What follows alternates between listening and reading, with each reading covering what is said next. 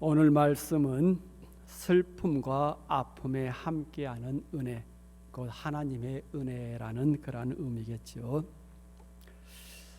몇 년 전입니다.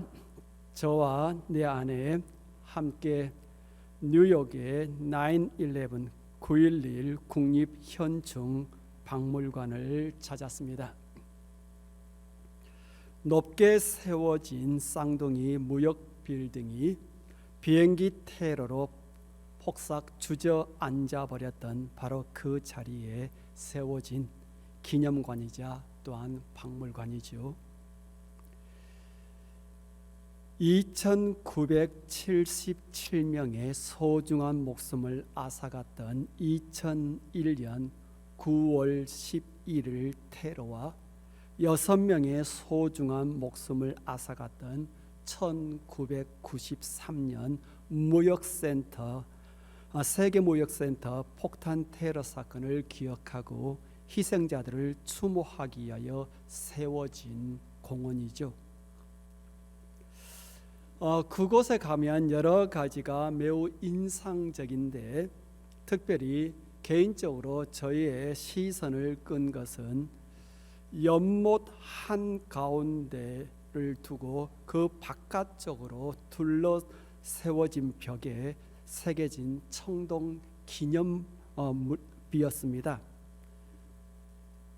두 개의 빌딩이 서 있었던 그 자리에 연못을 각각 만들었고 그 연못 그 주변으로 이제 이 청동 비석들이 박혀 있죠. 그곳에 거의 3,000개의 이름이 새겨져 있는 겁니다. 그 이름 하나하나 읽어가면 그들이 그 테러 사건 그 순간 어떤 마음이었을까? 그리고 또한 그곳에서 그들을 구하기 위해서 화염 속으로 뛰어들었던 뉴욕의 소방관들, 그들은 어떤 마음이었을까 생각을 해보게 됩니다. 21년 전 바로 오늘이죠. 곧 2001년 9월 11일 도저히 상상할 수 없었던 끔찍한 테러 현장을 우리는 두 눈으로 목격을 할 수 있었습니다. 물론 대부분 TV를 통하여 시청을 했겠죠. 그 당시 저 역시도 알래스카에서 목회 3년차 들어갔을 무렵인데 새벽 기도회 후에 주차장에서 어느 한 여자 집사님께서 어쩔 줄을 몰라 하며 계시다가 저가 나오자마자 제게 소식을 전해 주었습니다.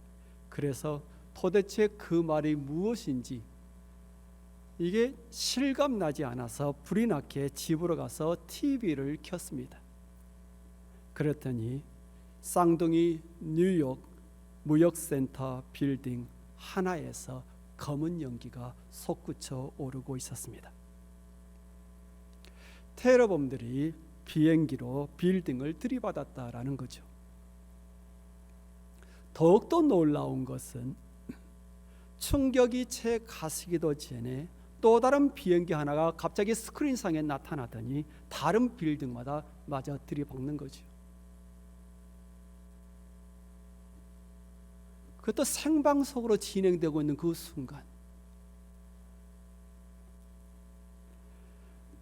그 장면을 목격을 하는데 도저히 이걸 현실이라고 믿을 수가 없었습니다.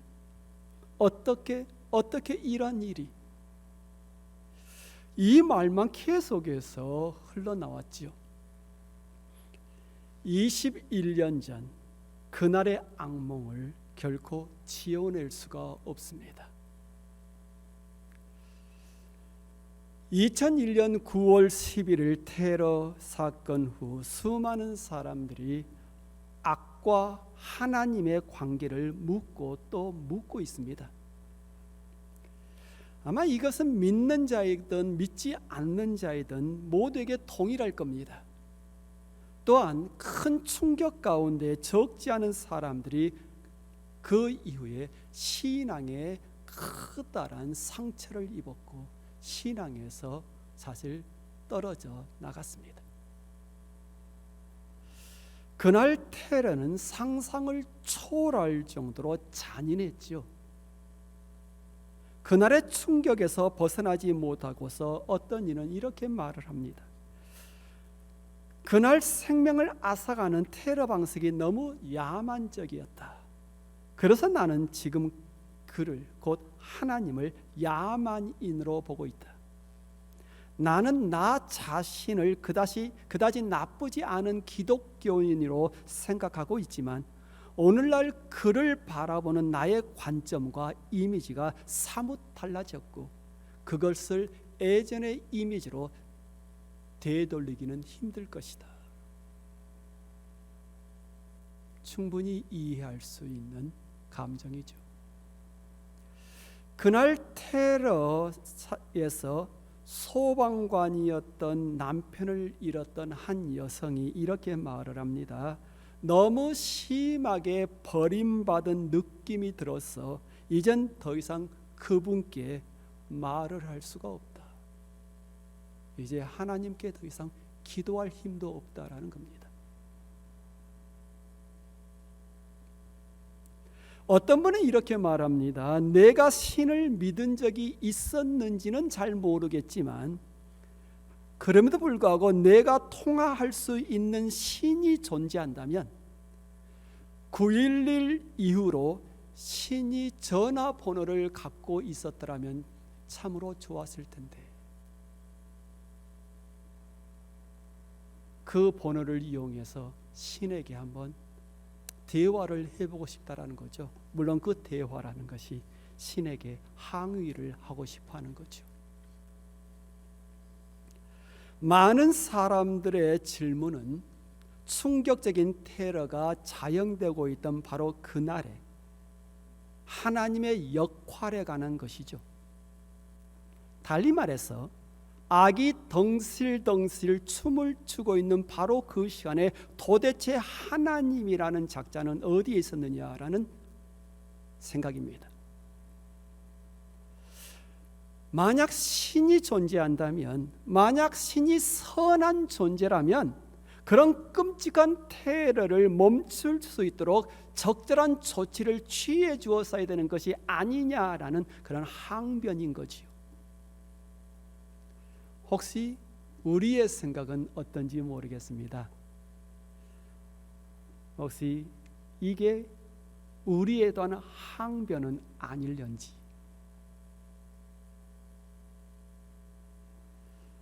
하긴 그날의 충격에서 벗어나지 못한 분 이렇게 말을 합니다. 내가 본 것은 완전히 절망 그 자체였다.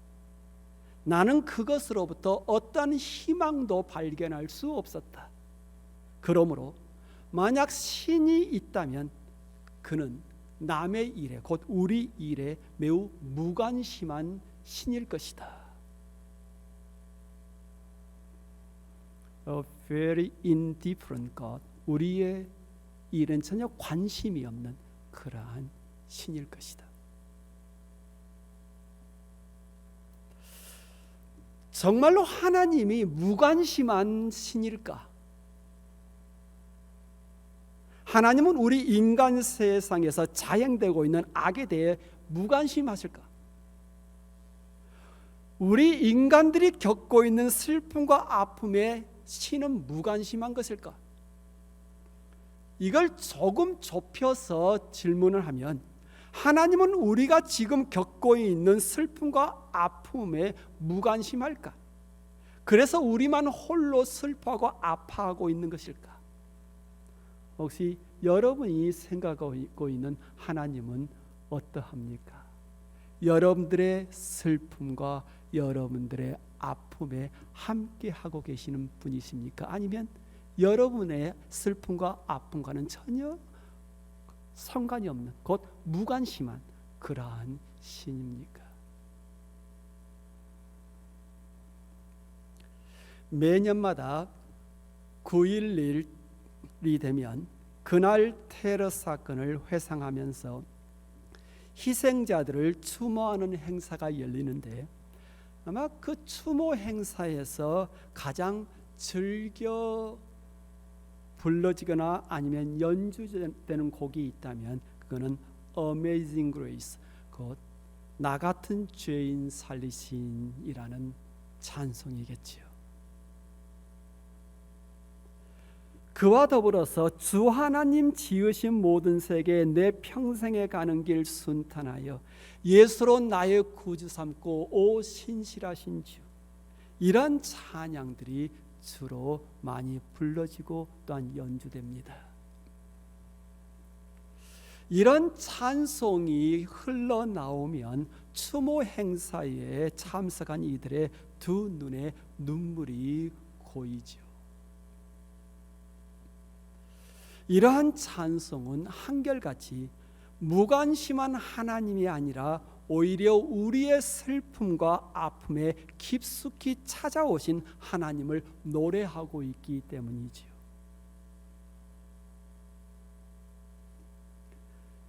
혹시 여러분들 이분 아신지 모르겠습니다.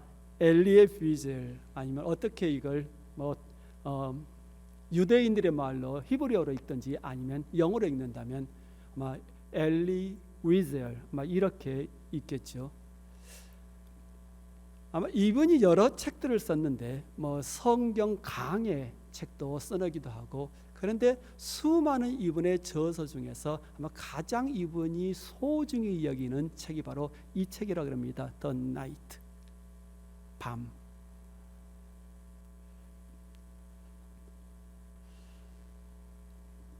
유대인으로서 악명 높은 독일 나치의 아우슈비츠 수용소에 잡혀 들어갔다가 살아남은 생존자들 중에 한 분이죠. 그는 그 수용소에서 자기 자신이 경험했던 숱한 아픈 경험을 책에 기록을 해놓고 있습니다. 다음은 그가 전하는 한 체험담입니다.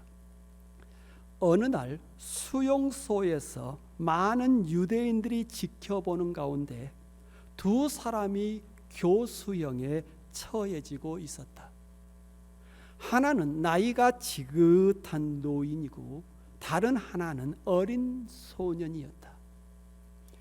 교수대의 밧줄이 내려와 목에 감기자 나이 많은 노인은 곧바로 숨이 멈췄다. 그런데 어린 소년은 쉽게 죽지 않고 밧줄이 목에 걸린 채 20여 분 이상을 발부등을 치는 것이었다. 그런 참혹한 현장을 바라보던 수용소의 포로들이 여기저기서 탄식을 흘려냈고 안타까워하며 이렇게 말을 했다. 도대체 하나님이 살아계시는가? 정말로 하나님이 살아계시는가? 만약 하나님이 살아계시다면, 성령 살아계시다면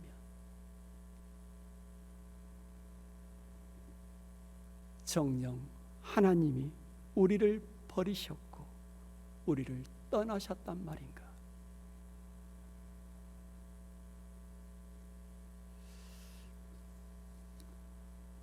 충분히 이해할 수 있는 질문입니다. 아마 우리가 그런 상황에 들어갔다면 우리의 입에서 그러한 탄식이, 항변이 나올 겁니다.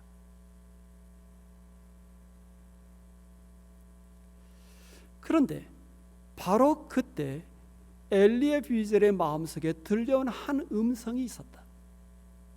나 여호와 너의 하나님은 바로 지금 여기에 있다.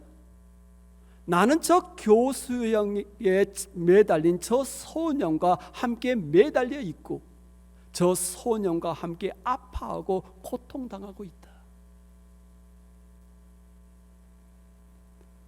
그때 받은 감동을 이 엘리 비젤의 마음속에 계속적으로 평생 동안 남게 되었고, 삶을 살아오면서 고난의 터널을 통과하는 데 지대한 영향을 주게 됩니다.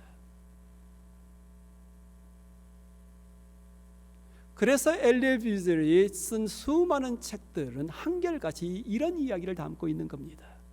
물론 그 참혹한 수용소의 모습을 그려내고 있지만, 자신들만 홀로 아파하고 외롭게 죽어가는 것이 아니라 자신들과 함께 아파하고 고통당하고 있는 하나님을 그 이야기 속에 집어넣고 있는 겁니다. 이게 바로 엘리 비젤의 책이 다른 사람들의 책과 크게 다르고, 바로 이 부분이 우리들에게 감동을 주고 있는 모습이죠.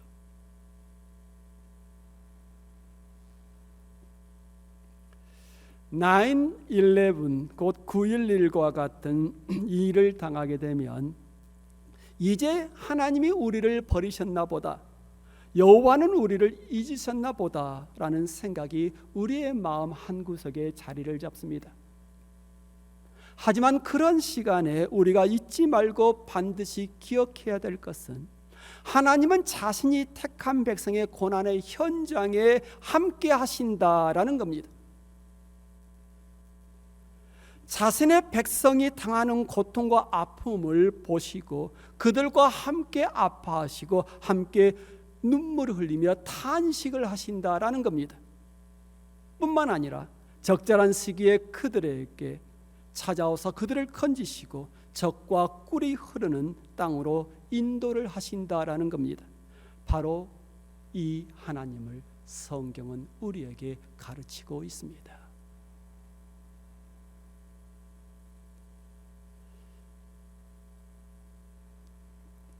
Theology of the Pain of God, 하나님의 아픔 신학이라고 번역을 할 수 있겠네요. 이 책을 써서 서구 신학계에 큰 파장을 불러일으켰던 기타모리 가즈오라는 신학자가 계십니다. 그는 예레미야 31장 20절과 히브리서 2장 10절을 근거로 해서 아픔을 하나님의 본질이라고 소개를 하고 있습니다. 예레미야 31장 20절 이렇게 기록되어 있죠. 에브라임은 나의 사랑하는 아들, 기뻐하는 자식이 아니냐. 내가 그를 책망하여 말할 때마다 깊이 생각하노라. 그러므로 그를 위하여 내 창자가 딜끄르니 내가 반드시 그를 불쌍히 여기리라. 여호와의 말씀이니라. 이 구절에서 내 창자가 들끓는다라는 이 말, 나의 창자가 아프다라는 거죠. 그 아픔이 너무 진해서 창자가 꼬인다는 말입니다. 그래서 창자가 안에서 꼬이니까 그 통증이 너무너무 심하다라는 이야기죠. 이스라엘 백성을 향한 하나님의 사랑을 그 격렬한 아픔으로 소개를 하고 있는 겁니다. 다른 누구가 아니라 하나님 자신.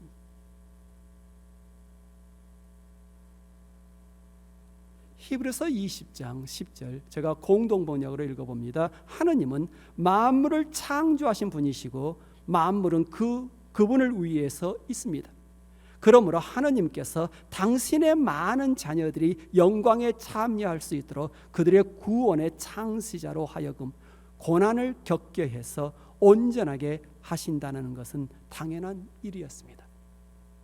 하나님께서 자신의 자녀들을 영광에 참여하도록 하시기 위해서 하나님 자신이 그들을 위하여 친히 고난을, 곧 아픔을 감당을 하셨다라는 이야기죠. 아픔이 없는 구원을 하나님은 우리에게 말씀하지 않습니다. 그리고 그 아픔은 우리가 당하는 것이 아니라 하나님 자신이 우리를 대신해서 당하는 아픔입니다.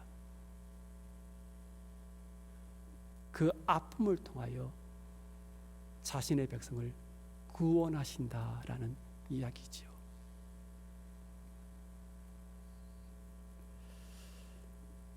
이 두 구절은 우리 인간에 대한 하나님의 가슴 아리를 잘 표현을 하고 있습니다. 하나님께서 우리 인간에 대한 사랑 때문에 심히 아프십니다. 너무나 사랑하기에 자신의 창자가 뒤틀릴 정도로 애리고 아파하십니다. 바로 이런 하나님을 성경은 우리에게 가르치고 있습니다. 바로 이분이 우리가 믿고 의지하는 하나님이십니다. 그렇습니다. 하나님은 자신이 죽음에 이르기까지 그의 자녀들을 사랑하십니다. 이것이 성경이 전하는 복된 소식, 곧 복음입니다. 달리 말해서 성경은 우리 일에 무관심한 하나님이 아니라 우리의 슬픔과 아픔에 함께 하시기 때문에 애간장이 타도록 아파하시는 하나님을 가르치고 있습니다. 골고다 위에 우뚝 선 십자가는 결코 용서받을 수 없는 죄인조차 용서하고 용납하고자 하는 하나님의 진하디 진한 사랑 이야기입니다. 절대로 용서할 수 없는 자까지, 그러한 자까지 사랑하고 그를 구원하고 싶은 하나님의 마음이 너무나 잘 표현되어 있는 게 바로 골고다 십자가예요.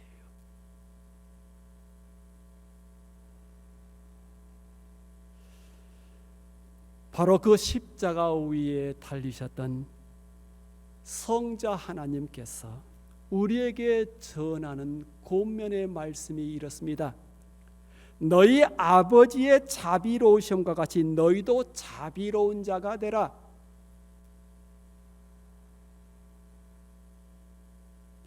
이 구절을 New Living Translation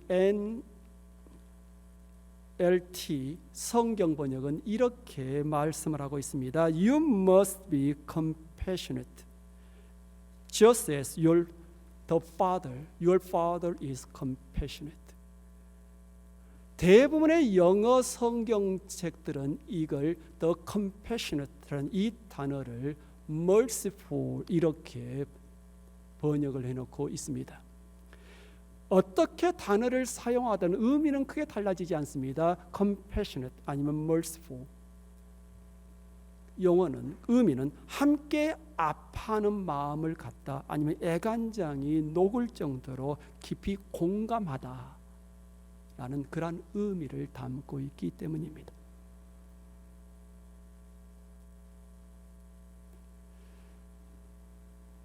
compassion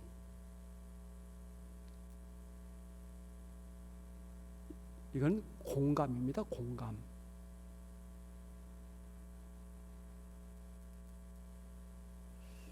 성도 여러분, 우리가 예수님을 닮아가고 있다라는 것을 어떻게 알 수 있을까요? 나 자신이 얼마나 예수님을 닮았을까? 내가 얼마나 예수님의 제자다운가라는 것을 아는 방법이 무엇일까요? 성경을 많이 아는 것?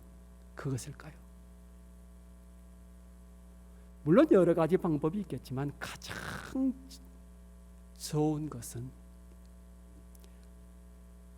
공감 능력입니다. 남과 함께 아파하는 마음입니다. 타인의 슬픔과 아픔에 함께 하는 겁니다. 성경을 보노라면 예수께서는 늘 타인과 더불어 아파하는 마음으로 충만했습니다. 육신적으로, 정신적으로, 또한 정치적으로, 또한 종교적으로 짓눌려 아파하는 자들과 늘 함께 하셨습니다. 그들의 상처를 치유하고 온전한 모습으로 회복시켜 주려고 힘쓰셨습니다. 그들의 친구가 되셨습니다. 남의 슬픔과 아픔을 외면하지 않고 오히려 적극적으로 동참을 하신 겁니다. 그러므로 우리가 예수님을 닮아간다라는 것은 타인의 슬픔과 아픔에 대한 공감 능력을 키워가는 것이다라고 말을 할 수 있는 겁니다.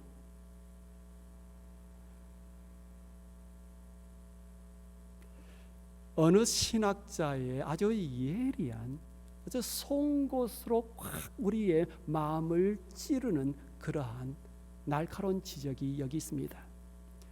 믿음의 반대는 신앙에 대한 회의가 아니라 확신이다. 회의하지 않는 확신에 찬 신앙이야말로 정말 위험한 것이다. 왜냐하면 그곳에는 이웃에 대한 진정한 사랑이 결핍되어 있기 때문이다.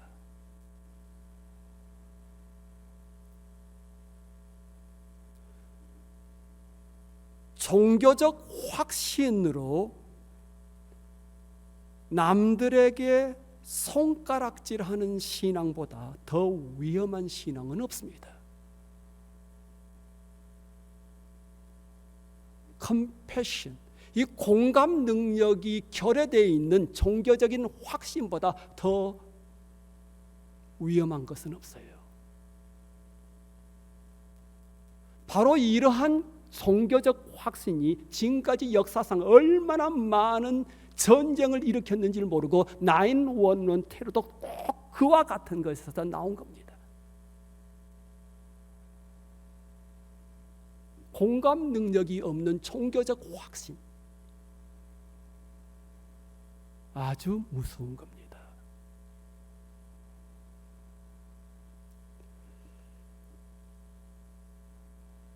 모든 사람들이 손가락질하면서 돌로 쳐 죽여야 된다고 아우성을 치고 있는 그 순간, 가늠하다 현장에 잡혀온 그 여인을 향하여 예수께서 하셨던 말씀입니다. 다른 누군가가 아니라 예수께서 하셨던 말씀입니다. 나도 너를 정죄하지 아니하노니 가서 다시는 죄를 범치 말라. 나도.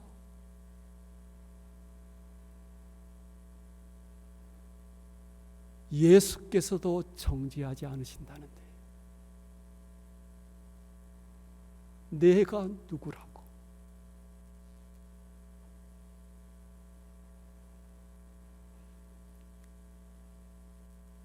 제가 참 좋아하는 시인 중에 한 분이 정호승이라는 분이십니다.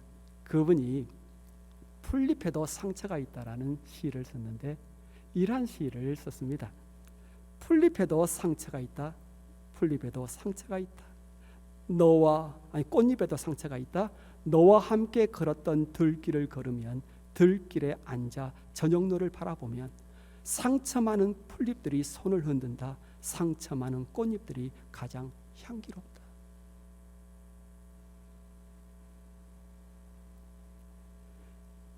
들길을 걷다가 무심코 밟고 지나갈 수 있는 풀잎과 꽃잎에 관심을 갖고서 바라보는 마음을 노래하고 있습니다. 그 풀잎과 꽃잎에 난 상처를 보고서 손으로 가만히 쓰다듬어 주며 위로하는 마음을 노래하고 있습니다. 세상이 아름다워질 수 있는 것은 전쟁과 폭력이 멈추기 때문만이 아니라 설령 폭력과 전쟁이 일어나고 있다 하더라도 그러한 시간에 상처 입은 자들을 돌보아주는 자들이 있기 때문입니다. 세상이 아름다워질 수 있는 것은, 우리 교회가 아름다워질 수 있는 것은, 우리 지역사회가 아름다워질 수 있는 것은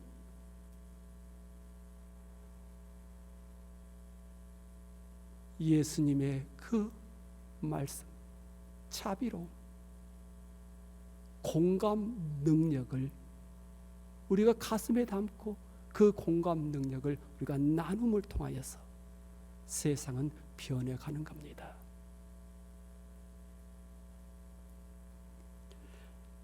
프랑스의 빈민과 노숙자들을 위해서 자립공동체 엠마우스를 세웠던 아주 유명한 신부님이 계시죠. 물론 지금은 하나님의 품으로 돌아가셨지요. 빈민의 아버지 아베 피에르 신부이십니다.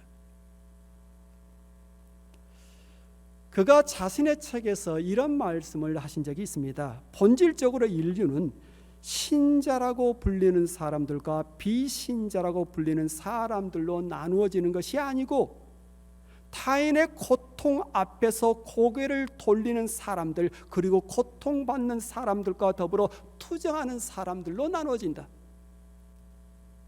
후자는 타인의 고통을 자신의 고통으로 여기고 그들과 더불어 고통으로부터 해방되고자 투쟁한다.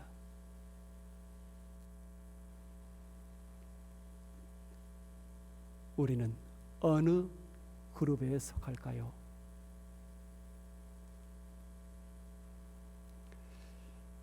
오늘 본문의 핵심인 예수님의 말씀, 이렇게 다시 풀어보고 싶습니다. 누가복음 6장 36절, 여러분의 아버지께서 여러분과 함께 아파하시는 것 같이 여러분 역시 남과 함께 아파하는 사람이 되십시오.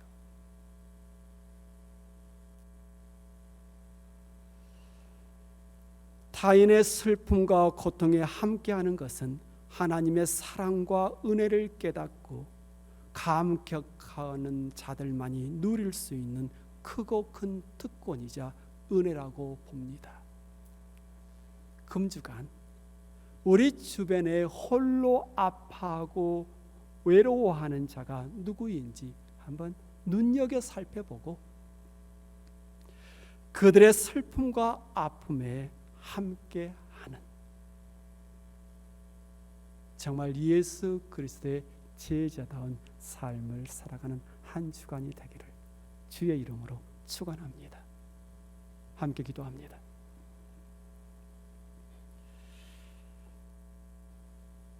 Freedom is never free. Freedom is never free. 우리가 누리고 있는 자유는 결코 공짜가 아니다. 9.11 테러 사건을 돌이켜보면서 우리는 다시 한번 우리가 누리고 있는 자유, 평화, 민주주의를 생각하게 됩니다. 이러한 축복을 누릴 수 있는 것은 수많은 선국 선열들의 피가 있었음을 압니다.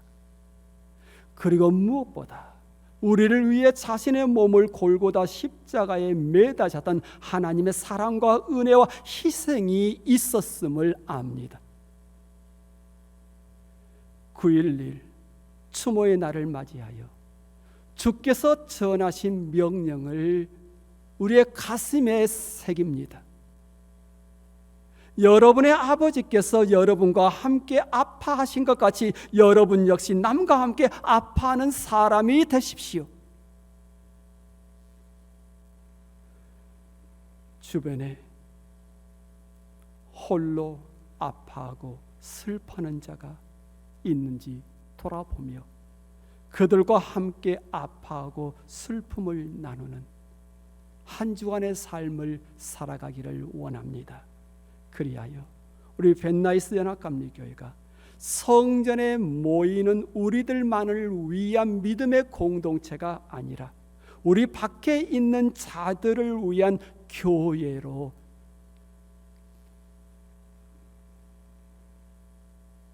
나아감을 통해 그러한 교회를 보고 세상 사람들이, 주변 사람들이 우리를 통하여 주 예수 그리스도 앞으로 나아갈 수 있기를 원합니다. 주 예수 그리스도 이름으로 기도합니다. 아멘.